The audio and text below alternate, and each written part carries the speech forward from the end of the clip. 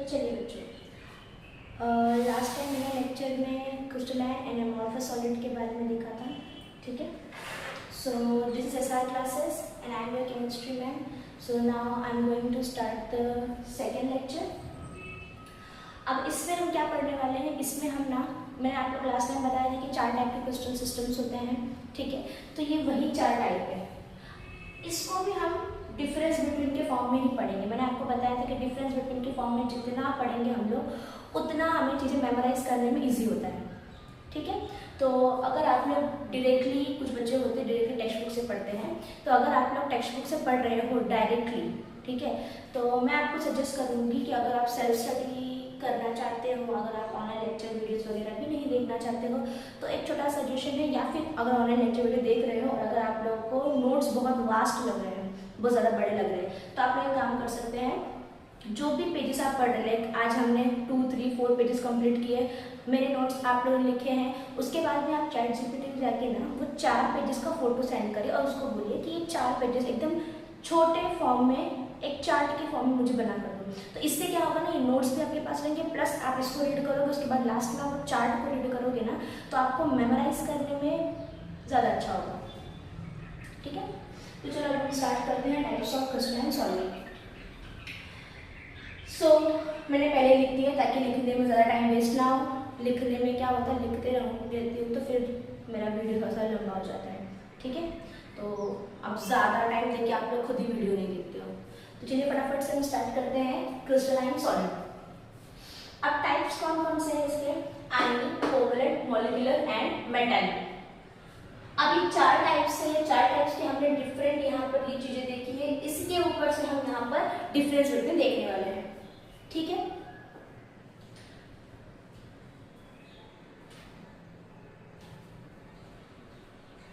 चलिए, now first ionic, second covalent, third molecular and then the last metallic solid और metallic crystalline solid. So पहले तो हम इनके पार्टिकल्स के बारे में देख लेते हैं कि आयोनिक सॉलिड है, यानी कि आयोनिक क्रिस्टलाइन सॉलिड है, तो उसके पार्टिकल्स कैसे होंगे, पार्टिकल्स ऑफ यूनिट सेल इनके किस तरीके के होंगे। तो ऑब्वियसली बात है, हमें ये पता है कि भाई अगर नाम ही इसका आयोनिक है तो डेफिनेटली हमें यहाँ पे किसके बारे में बात हो रही है, आयन्स के बारे में बात हो रही है। कौन से हमारे पास में 2 टाइप के आयन होते हैं बच्चों, बताओ, वेरी गुड। कौन कौन 2 टाइप है हमारे पास में, कैटायन एंड एनायन, ठीक है। तो यहाँ पर अगर हमारे पास में आयनिक क्रिस्टलाइन सॉलिड है तो ऑब्वियसली उसका मतलब है कि उसके अंदर सेल कौन से होंगे, कैटायन और एनायन होने वाले हैं। उसके बाद में सेकंड है कोवलेंट। कोवलेंट का मतलब क्या होगा कि उसके अंदर जो भी एटम होंगे उनके बीच में कौन सा बॉन्ड होगा, कोवलेंट बॉन्डेड एटम होंगे। देन आफ्टर मॉलिक्यूलर है, अब नाम से समझ में आ रहा है, अगर मॉलिक्यूलर क्रिस्टलाइन सॉलिड की बात हो तो ऑब्वियसली मतलब हम सिंगल किसी एटम की बात तो करेंगे नहीं, हम यहाँ पर मॉलिक्यूल्स की ही बात करेंगे, ठीक है। उसके बाद आता है मेटालिक। मेटालिक का मतलब, मेटालिक में हमको नाम से समझ में आ रहा है कि यहाँ पर किसके मेटल्स के बारे में बात हो रही होगी, मेटल्स के एटम की बात हो रही होगी, ठीक है। किसके एटम्स की बात हो रही होगी, मेटल के एटम्स की बात हो रही होगी, ठीक है। उसके बाद में सेकंड आता है हमारा inter particle forces. Ionic crystalline solid के जो पार्टिकल्स होते हैं उनके बीच में किस तरीके का फोर्स होता है, ओके। तो किस टाइप का फोर्स है वो, इलेक्ट्रोस्टैटिक। अब नाम से समझ में आ रहा है कि अगर आयोनिक है यानी कि कैटायन एंड एनायन होगा, कैटायन एंड एनायन यहाँ पर होगा, ठीक है। एंड इलेक्ट्रोस्टैटिक का मतलब भी क्या होता है, जब पॉजिटिव और नेगेटिव इस तरह की कोई चीजें होती है, इस तरह के कोई आयन होते हैं, उनके बीच में जो फोर्स होता है वो कौन सा फोर्स होगा, ऑब्वियसली मतलब इलेक्ट्रोस्टैटिक फोर्स होगा, राइट ना। देन कोवलेंट में इंटर पार्टिकल फोर्स कौन सा होता है, कोवलेंट बॉन्ड है तो कोवलेंट बॉन्ड ही होगा। देन आफ्टर मॉलिक्यूलर, मॉलिक्यूलर में लंडन फोर्सेस भी हो सकते हैं, डाइपोल फोर्सेस भी हो सकते हैं एंड हमारा हाइड्रोजन बॉन्डिंग भी हो सकता है। हाइड्रोजन बॉन्डिंग हम लोग डाइपोल मूवमेंट वगैरह हम लोग लास्ट टाइम 11th में ऑलरेडी पढ़ चुके हैं, ठीक है। लंडन फोर्सेस के बारे में भी हमने ऑलरेडी पढ़ा है और हम आगे भी 12th में भी हमारा चैप्टर हम उसमें भी पढ़ेंगे, ओके। अब हाइड्रोजन बॉन्डिंग भी हमने पढ़ा था, अगर आप लोगों को याद हो तो हमने 11th में पढ़ा था, कौन सा, वाटर जो मॉलिक्यूल होता है, ठीक है। लाइक यहाँ पर वाटर मॉलिक्यूल जो होता है हमारा, ठीक है, ये हमारा वाटर मॉलिक्यूल है और ये हमारा वाटर मॉलिक्यूल है, ठीक है। तो इसमें क्या होता है, अगर मैं ऐसा देखूं, ये ऑक्सीजन और इसमें 2 हाइड्रोजन है, तो मैं इसको ऐसे लिखूं, चलेगा ना।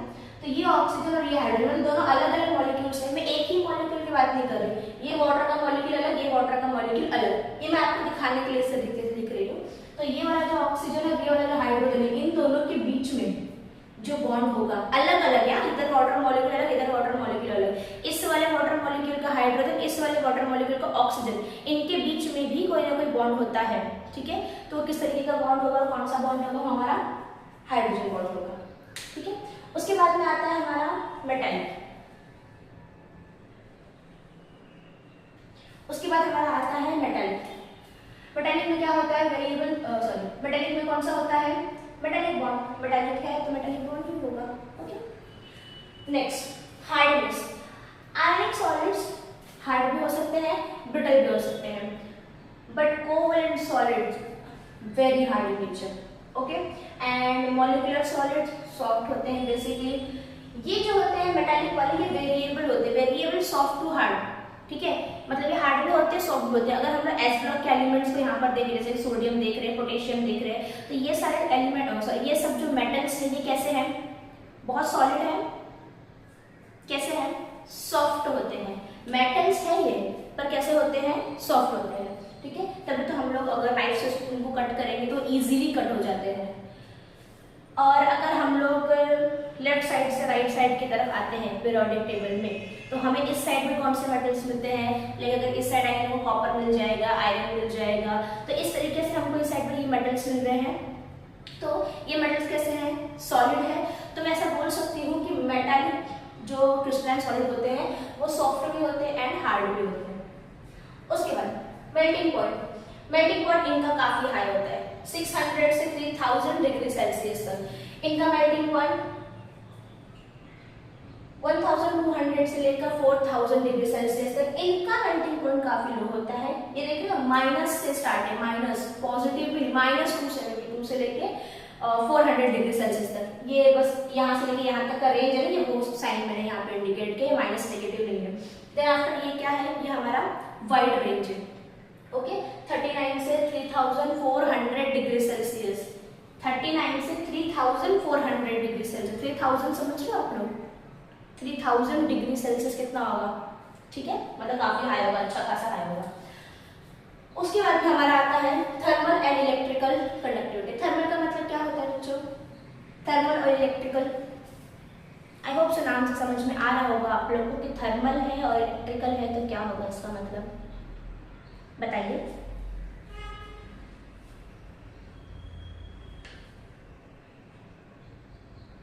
थर्मल मतलब मैम कुछ ना कुछ हीट से रिलेटेड होगा, और इलेक्ट्रिकल इलेक्ट्रिसिटी से रिलेटेड होगा, सिंपल खत्म। देखिए तो मतलब ये जो होते हैं ये पुअर कंडक्टर होते हैं हीट और इलेक्ट्रिसिटी के, बट कब, जब ये कुछ सॉलिड में होंगे, ठीक है, जब ये कुछ सॉलिड में होंगे। बट जब ये मेल्टेड और डिसॉल्व फॉर्म में होना स्टार्ट हो गए तो इनसे बेहतरीन, इनसे अच्छा आप लोग को कंडक्टर मिलने नहीं वाले, मतलब रहते हैं बट ये काफी अच्छे खासे इलेक्ट्रिसिटी प्रोड्यूस कर सकते हैं इन दी मेल्टेड एंड डिसॉल्व फॉर्म। क्यों, क्योंकि सॉलिड जब रहता है ना तो सॉलिड के स्टेट में ना पॉजिटिव नेगेटिव आयन हमको देते नहीं, कैटायन देते नहीं। जैसे आप लोग इनको डिसॉल्व करोगे, ठीक है, जैसे आपने इनको डिसॉल्व किया, जैसे कि अगर हम एग्जांपल ले लेते हैं, मैं यहीं पे दिखा देती हूँ एग्जांपल।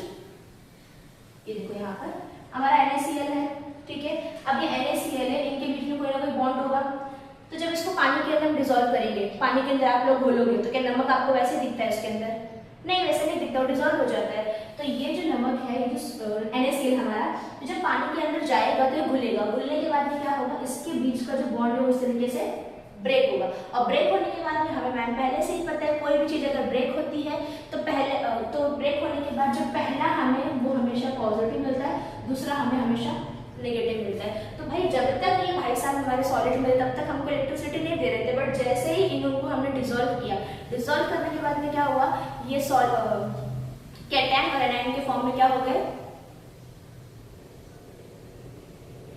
कैटायन एनायन के फॉर्म में अलग अलग हो गए, ठीक है।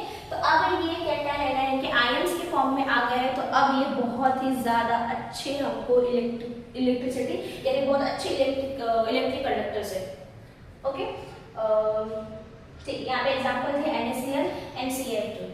देन कोवेलेंट बॉन्डेड जो होते हैं बहुत पुअर कंडक्टर होते हैं, पर यहाँ पर हमारे पास में हम केमिस्ट्री पढ़ रहे ऑब्वियसली, तो कुछ ना कुछ एक्सेप्शंस तो होंगे हमारे पास में। तो यहाँ पर हमारा एक्सेप्शन क्या है कि ग्रेफाइट एंड डायमंड, ठीक है। ग्रेफाइट जो होता है बहुत ही बेहतरीन गुड इलेक्ट्रिसिटी का कंडक्टर होता है, it is good electrical conductor, okay. और डायमंड क्या है, डायमंड शायद आप लोगों ने नहीं पढ़ा होगा, तो डायमंड भी क्या होता है, good conductor of heat, it is good conductor of electricity and it is good conductor of heat, ये आप लोगों को याद रखना है। यही दो एक्सेप्शंस है, ठीक है, आपके टेक्स्ट बुक में ऑलरेडी दिया हुआ है, example diamond and silica. Then after molecular, they are not poor conductor of heat and electricity, okay, poor conductor होते हैं, मतलब बहुत अच्छे कंडक्टर नहीं होंगे ये हीट एंड इलेक्ट्रिसिटी, मतलब हीट एंड इलेक्ट्रिसिटी के ये बहुत कमजोर होंगे, ठीक है। सो एग्जांपल क्या है, आइस एंड बेंजोइक एसिड। कभी देखा है आप लोगों ने कि हमने आइस लिया है और आइस में से इलेक्ट्रिसिटी प्रोड्यूस हो रही है, जैसे कि NaCl का हमने अभी भी देखा था, नहीं ना।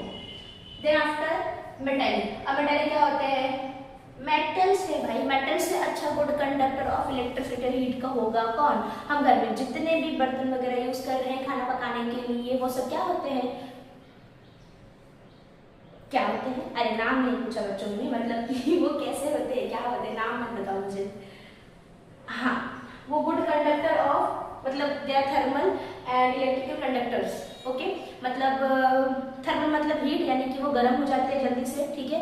एंड गर्म होने ऐसा होता है कि आपने अभी अपने राइस पकाया है, राइस पकाने के बाद में राइस के साथ साथ आप लोग का जो आपने बर्तन यूज किया था वो भी पक गया है, वो भी मेल्ट हो गया है, ऐसा होता है, नहीं ऐसा नहीं होता है, ठीक है।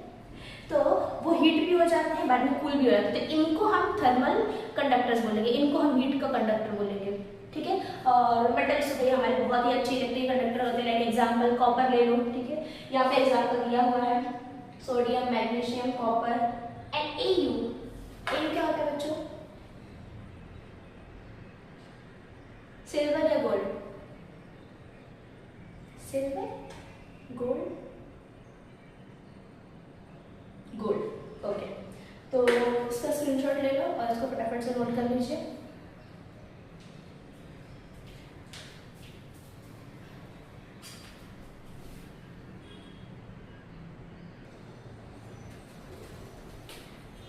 तो चलिए आगे स्टार्ट करते हैं हमारे क्रिस्टल्स, ठीक है। अब जो अभी हम पढ़ रहे थे कब से, क्रिस्टलाइन सॉलिड ये 4 टाइप के होते हैं, फिर हमारे पास सॉलिड, क्रिस्टलाइन सॉलिड, हम काफी सारा पढ़ा। अब ये क्रिस्टल्स एक्चुअली में क्रिस्टल्स क्या होते हैं, ठीक है। तो क्रिस्टल्स बने होते हैं दो चीजों के, एक होते हैं लैटिस, एक होते हैं बेसिस, ठीक है। अब लैटिस क्या होता है, बेसिस क्या होता है, देखो किसी भी सॉलिड को आप देखो, उसका कुछ ना कुछ शेप होता है, राइट। अब वो शेप के लिए कुछ ना कुछ ज्योमेट्री में बोल सकती है उसको, ठीक है, मतलब कुछ ना कुछ ज्योमेट्री होती है बेसिकली इसकी। तो अब लैटिस का मतलब देखो क्या होता है, geometrical arrangement, okay, geometrical arrangement इन 3 डायमेंशनल, ठीक है। अब मैं यहाँ पर छोटे छोटे आपको ड्रॉ करके दिखाती हूँ, जैसे कि देखो ये मैंने पॉइंट्स लिए, ठीक है, दीज आर पॉइंट्स, ये क्या है हमारे पॉइंट्स है, मतलब मैंने यहाँ पर आप लोगों को अरेंजमेंट दिखाया, मतलब अब हमारा कुछ भी यूनिट आएगा ना उसको मैं इस अरेंजमेंट में रखूंगी। आप शेप चेंज कर सकते हो, अगर आपको दूसरा शेप चाहिए, ऐसे ट्रायंगल के फॉर्म में चाहिए तो आप ट्रायंगल के फॉर्म में इस तरीके से अरेंजमेंट दे दो, ठीक है। मतलब कि यहाँ पे जाके हम यहाँ बात किसकी कर रहे हैं, हम यहाँ पे बात कर रहे हैं अरेंजमेंट की, ओके। तो geometrical arrangement in 3D dimension is lattice. और बेसिस का मतलब क्या होता है, ये जो पार्टिकल है, ये जो पार्टिकल जिसको मैं इसके ज्योमेट्री की शेप में अरेंज करूंगी, ठीक है, तो इस पार्टिकल को मैं क्या बोलूंगी, बेसिस, क्या बोलूंगी, बेसिस। और इसी को हम क्या बोलेंगे, कॉन्स्टिट्यूएंट पार्टिकल या फिर एटम, ठीक है। इसको हम ब्लैक से शो करते हैं, black and red looks good, black and ये रेड कलर का जो हमारा क्या है, लैटिस है, okay. So these are lattice and these are basis. अब यही जो हमारे कॉन्स्टिट्यूएंट पार्टिकल है इनको मैं अरेंज करूंगी इसमें। देखिए कैसा यहाँ पर हम अरेंज करते हैं। तो पहले तो मैं शेप ड्रॉ कर लेती हूँ कि भाई मुझे इस तरीके का ही शेप चाहिए, इस तरीके की ही ज्योमेट्री चाहिए। तो मैंने इस तरीके का शेप यहाँ पर ड्रॉ कर लिया। अब ये शेप ड्रॉ करने के बाद में मैं इन जो पार्टिकल जो एटम थे या फिर जो हमारे बेसिस थे, इन बेसिस को मैं यहाँ पे इस तरीके से अरेंज करूंगी। ठीक है, अरेंज हो गया, मतलब ये पार्टिकल्स यहाँ पे अरेंज हो गए उसी के प्लेस पे। तो इसको मैं क्या बोलूंगी? क्रिस्टल। इसको हम क्या बोलेंगे? क्रिस्टल। ओके, सो इसका डेफिनेशन छोटा सा क्या हो सकता है? That basis attached to the lattice is called as crystal. क्या बोला मैंने? रिपीट करिए, बोलिए फिर से, रिपीट करो। Basis attached to the lattice point is called crystal. Very good, एक बार फिर रिपीट करो। Basis attached to the lattice point is called crystal. ठीक है, तो यहाँ पे लिखो, लिखने की नीड नहीं है ना, मैं रिपीट करूँ, आप इसी को लिख लीजिए। Basis attached to the lattice point is called crystal. यहाँ पर आप ऐसा क्लाउड बना के इसके अंदर इसको लिखो। ठीक है, अब इसके बाद में हमारा, अब हमने क्रिस्टल पढ़ लिया। क्रिस्टल के भी पहले अभी हमको ना यूनिट सेल पढ़ना है। ठीक है, मतलब यूनिट सेल होगा, उसके बाद में क्रिस्टल बनेंगे, उसके बाद में डिफरेंट टाइप के सॉलिड जो है हमारे वो आएंगे। तो यूनिट सेल का मतलब क्या होता है? Smallest repeating structural unit of a crystalline solid. ठीक है, तो मतलब मैंने यहाँ पर एक शेप बना दिया। ओके, और इस शेप के अंदर मैंने क्या किया? एटम्स को इस तरीके से अरेंज कर दिया। मतलब इतना बड़ा जो हमारा यहाँ पर जो भी ये सॉलिड है, ठीक है,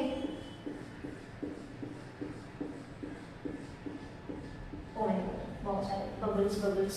तो ये इतना बड़ा जो हमारा सॉलिड है, ये किससे बना है? ये छोटे छोटे छोटे छोटे यूनिट से बना है। ठीक है, और यही एक यूनिट है, ये रेड कलर का एक यूनिट जो मैंने बार बार बार बार बार बार बार बार हर जगह पे रिपीट किया। करेक्ट, तो ये छोटा सा जो हमारा यूनिट है ना, यही ये हमारा क्या है? सॉरी,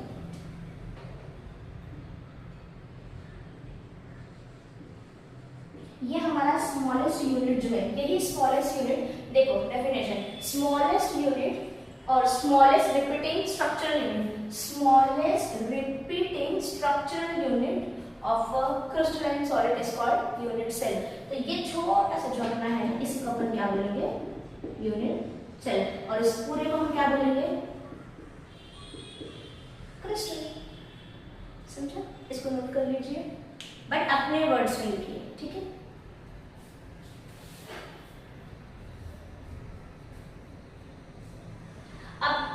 यूनिट सेल के ना दो टाइप है। ठीक है, यूनिट सेल के दो टाइप है। एक है हमारा प्रिमिटिव और एक है हमारा non primitive. Unit cell, unit cell. ठीक है, तो इसको इस तरीके से बॉक्स के फॉर्म में और इसको इस तरीके से क्लाउड के फॉर्म में शो करते हैं। ठीक है, इतना लिखिए, फिर इसके बाद में हम यूनिट के कितने एग्जाम्पल है और से कितने हैं वो पढ़ेंगे।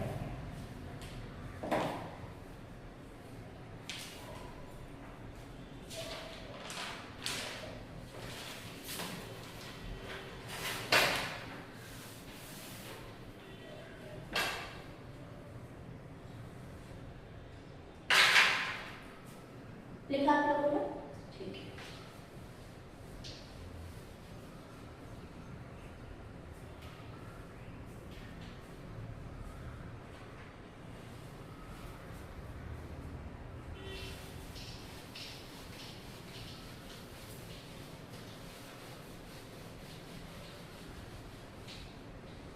अब हम पढ़ेंगे जो हमने पढ़ा है प्रिमिटिव एंड नॉन प्रिमिटिव। अब हम उनके एग्जांपल्स पढ़ेंगे। पहले अपन ना प्रिमिटिव का पढ़ लेते हैं।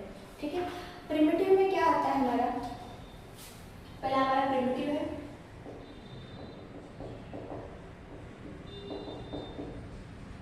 प्रिमिटिव का मतलब क्या होता है कि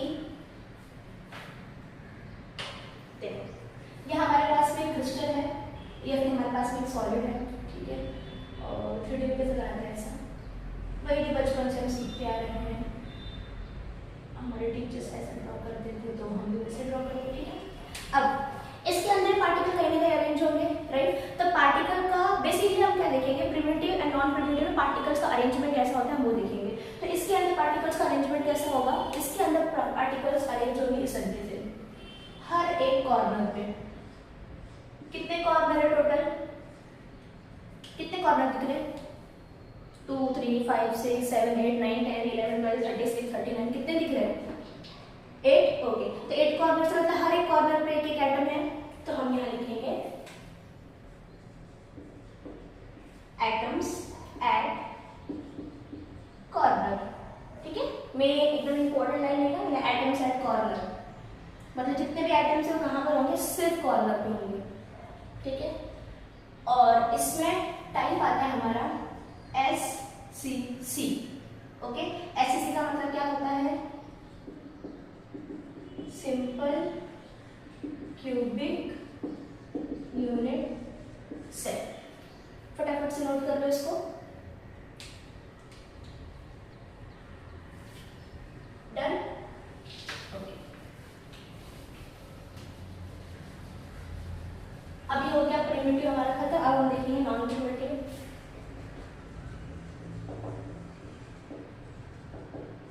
आपके टेक्स्ट बुक में दिया हुआ है,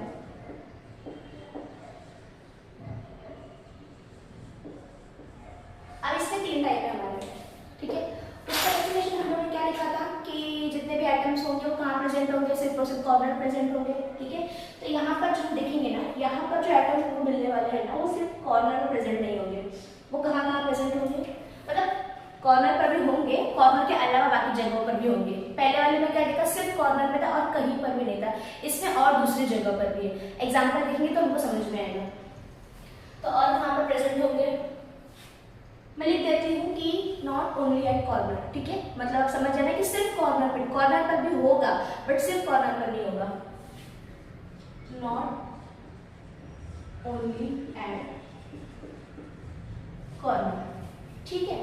अब नॉट ओनली एट कॉर्नर, तो हम इसका वर्ड लिख लेते हैं एग्जाम्पल। इसमें आता है BCC, FCC, फिर BCC, पर डेफिनेशन अलग रखिए, ठीक है। अब ये जो हमारा BCC है ये हमारा है बॉडी सेंटर्ड, ये जो हमारा FCC है ये हमारा है फेस सेंटर्ड, और ये जो हमारा BCC है ये हमारा है बेस सेंटर्ड, ओके। मतलब फुल फॉर्म हो जाएगा body centred unit cell, face centred unit cell and base centred unit cell, ठीक है। अब इनके अंदर पार्टिकल्स कैसे अरेंज होंगे, पहले मैं क्या करती हूँ, सबके लिए एक एक सॉलिड स्ट्रक्चर ड्रॉ कर लेती हूँ, और ये हमारा 3D वाला, ठीक है।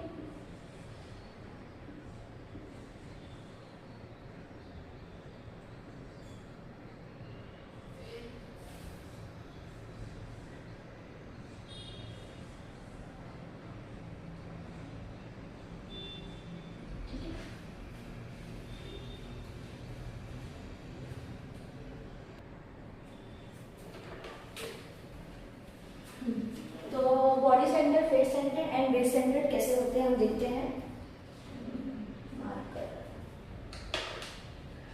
देखो पहले हम बॉडी सेंटर की बात करते हैं। तो बॉडी सेंटर में क्या होता है,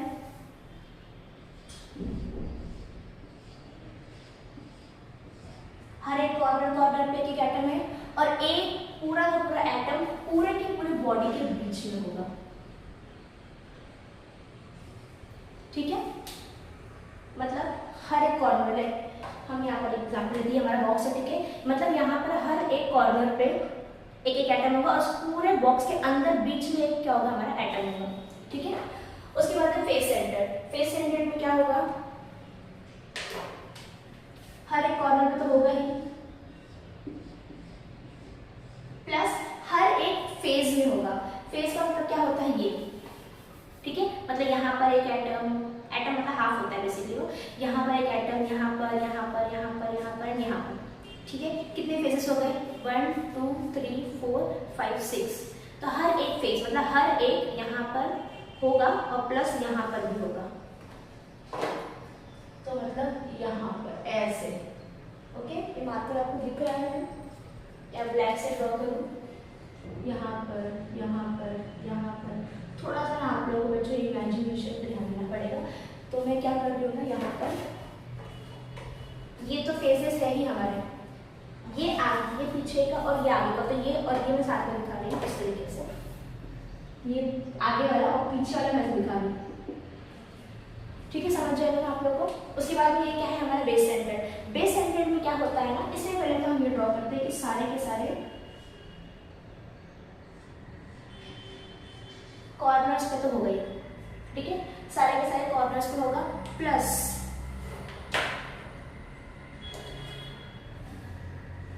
बेस का मतलब क्या होता है। देखो अब मैं अगर इस बॉक्स की बात करूँ, ठीक है, मेनली ये कहाँ से ओपन होगा, एक तो यहाँ से ओपन हो जाएगा ऐसे, और एक दूसरे यहाँ से ओपन होगा, ठीक है। तो मतलब ये इसका बेस है बोल सकती हूँ। तो मतलब दो पार्टिकल, एक पार्टिकल यहाँ पर और एक पार्टिकल यहाँ पे, समझा, एक यहाँ और एक यहाँ, बस, और कहीं पर भी नहीं।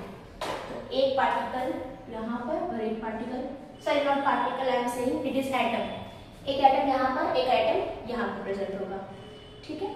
तो जो मैंने एक्सप्लेन किया इसको अभी का अभी आप लोग अपने वर्ड्स में इसके नीचे यहाँ पर लिखिए, ठीक है। तो आज के लेक्चर में इतना ही, and I hope so lecture आप लोग को अच्छा लगा होगा। सिंपल टाइप में मैंने जितना हो सके पढ़ाने का आप लोग को ट्राई किया है, ठीक है। एंड बाकी की चीज़ें हम नेक्स्ट लेक्चर में देखते हैं, ओके।